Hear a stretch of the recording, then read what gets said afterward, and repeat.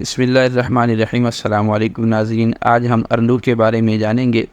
اردو میں اسے درخت تلوار پھلی، ہندی میں سونا پاٹھا، مرہٹی میں ٹینٹو، پنجابی میں ناسوما، بنگالی میں شونٹرا، سنسکرت میں شیوناگ، لاطینی زبان میں اس کو اوریکسی لیمینڈیکم کہا جاتا ہے۔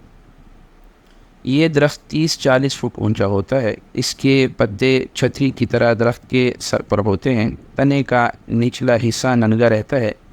اس کی پھلی تلوار کی مانند 2 سے 3 فٹ لمبی اور چپٹی ہوتی ہے، جس میں بیجوں کے اوپر روئی سی لپٹی ہوتی ہے۔ جون کے مہینے میں اس کے پھول نکلتے ہیں۔ ماہ دسمبر سے ماہ مارچ تک درخت کے تمام پتے گر جاتے ہیں اور درخت بالکل ننگا دکھائی دیتا ہے۔ اس کے بعد جون تک تمام درخت سرسبز ہو جاتے ہیں۔ اس کی چھال اور پھل چمڑا رنگنے کے کام آتے ہیں۔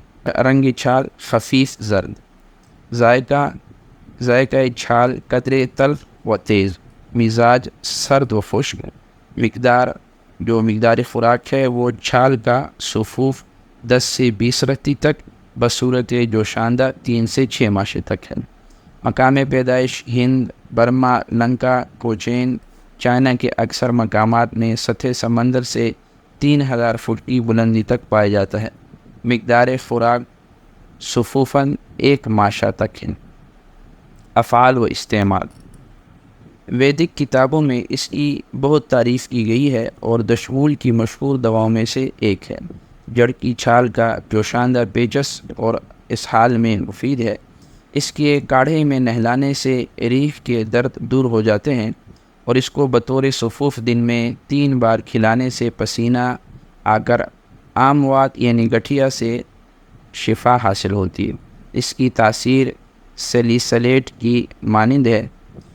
زخموں اور ہڈی ٹوٹ جانے پر اس کی چھال کا لیپ لگایا جاتا ہے اور اسے دیہاتی لوگ جانوروں کی پیٹھ کے زخموں پر بھی لگاتے ہیں۔